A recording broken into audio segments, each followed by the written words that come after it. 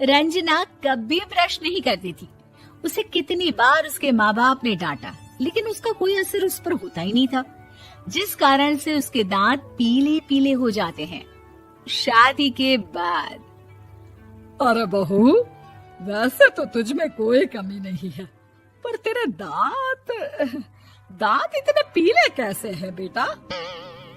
कैसे मतलब? कोई सर्जरी थोड़ी ना कराई है। वो तो क्या नाम, मैं ब्रश नहीं करती थी तो पीले हो गए। अब क्या करूं? आप कहें तो लाल करवा लूं या फिर काले?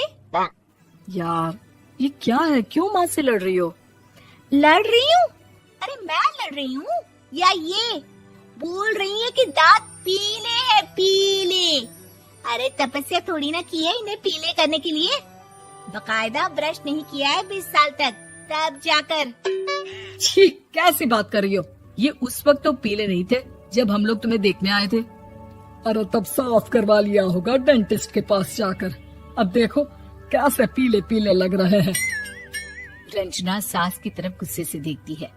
फिर शुरू हो गई पीले पीले पीले। अरे पीले तो तब भी थे जब मेरे हाथ का रसगुल्ला उड़ा उड़ा कर खा रही थी और बोल रही थी, लड़की नहीं गुणों का खजाना दे रहे भाई साहब आप। खैर, अब वो लोग करते भी तो क्या करते, पीले दांत वाली बहू पल्ले पड़ी थी तो झेलना तो था ही। एक दिन कीर्तन में रंजना गाना गा रही थी। अरे कमला बहन, माँ का द्वार है, यहाँ तो सब शुद्ध होकर आते हैं, फिर अपनी बहू को ब्रश भी नहीं करवाती तुम। दूर से पीले पीले दांत भक्ति में बाधा उत्पन्न कर रहे हैं। अरे कोई 2 साल की बच्ची थोड़ी ना लेकर आई हूँ मैं बहू बनाकर। अच्छी खासी लड़की है, अरे कैसे करवाऊं ब्रश? ये तो उसे खुद करना चाहिए ना। अब माँ बाप तो इसके जैसे तैसे निपटा दिए, ये नहीं सोचा कि सास कैसे संभालेगी। सास बहू को लेकर घर आ जाती है, लेकिन सोच लेती है कि अब इसे लेकर कहीं नहीं जाएगी। अगले रोज बहू कहती है, अरे क्या हो गया, मंदिर नहीं जाना क्या? कीर्तन का वक्त हो रहा है। मेरी मधुर वाणी से कान्हा जी जागते हैं और सोते हैं। आप तो जानती है ना उनकी भक्ति में कितना मन लगता है मेरा। वो क्या है ना, तबीयत ठीक नहीं लग रही है मेरी, आराम करूंगी मैं। तबीयत ठीक नहीं लग रही? अभी तो मिथुन के गाने पर नाच रही थी आप, और अब बोल रही है कि तबीयत ठीक नहीं लग रही। अरे भक्ति में मन लगा लो सासू माँ, ऊपर जाना है, क्या मुंह दिखाओगी आप? हाँ? सास को बहू की बात पर गुस्सा आ जाता है। मैं क्या मुंह दिखाऊंगी, इसकी चिंता तो ना कर, समझी? अपने मुंह की चिंता कर, जो ये पीले पीले दांत लेकर हर जगह पहुंच जाती है। पता है लोग कितना मजाक बनाते हैं। ना जी ना, मैं नहीं जाना कहीं तेरे साथ। तो ये बात है, कोई ना, मत जाओ, मैं अपने कमरे में ही बैठकर भक्ति कर लूंगी। ऊपर वाला दांत थोड़ी ना देखता है, मन देखता है, भावना देखता है। और अरे बस बस, तू सब कुछ दिखा, बस ये सफेद चमकदार दांत ना दिखाना किसी को, है? जा यहाँ से। बहू को सास की बात का कोई फर्क नहीं पड़ता, वो तो जैसी थी वैसी ही रह जाती है।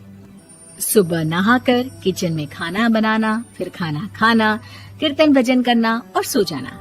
एक दिन, माँ जी मैं सहेली के घर जा रही हूँ, शाम को लेट आऊंगी। हाँ हाँ तो जाना, मैंने कौन सा तेरी आरती करनी है घर पर बैठकर। रंजना सहेली के घर जाती है, जहाँ वो पार्टी में जाने की तैयारी कर रही होती है। अरे शिखा, कहाँ जाने की तैयारी कर रही है? मैं गलत वक्त पर आ गई क्या? अरे नहीं यार, उल्टा सही वक्त पर आई है। मैंने ये साड़ी और ज्वेलरी निकाली है यार, शाम को इनके ऑफिस की एक पार्टी में जाना है। बताना कैसा लग रहा है ये सब? नहीं यार, इस ड्रेस के साथ तो वो वाली ज्वेलरी अच्छी लगेगी। हाँ हाँ सही बोल रही है, मैंने ध्यान ही नहीं दिया। वैसे तो हमेशा से मस्त फैशन सेंस रखती है। तो बड़ा जाती होगी ना पति के साथ पार्टी में। रंजना कुछ नहीं बोलती, बस सोचती है कि यार काश ये बात सही हो जाती, पर मैं क्यों नहीं जाती पार्टी में? क्या इन लोगों की कोई पार्टी होती नहीं होगी? रंजना घर आती है और रात में पति से सवाल करती है, एक बात बताइए, आप मुझे किसी पार्टी में क्यों नहीं ले जाते? क्या आपके यहाँ ऑफिस में पार्टी नहीं होती? पति बेचारा क्या कहता कि दांत पीले हैं तुम्हारे इसलिए। अरे कोई पार्टी होती नहीं हम लोगों के ऑफिस में, तो कहाँ से लेकर जाऊं? और मार्केट, मॉल, कहीं वीकेंड घूमना, कहीं तो।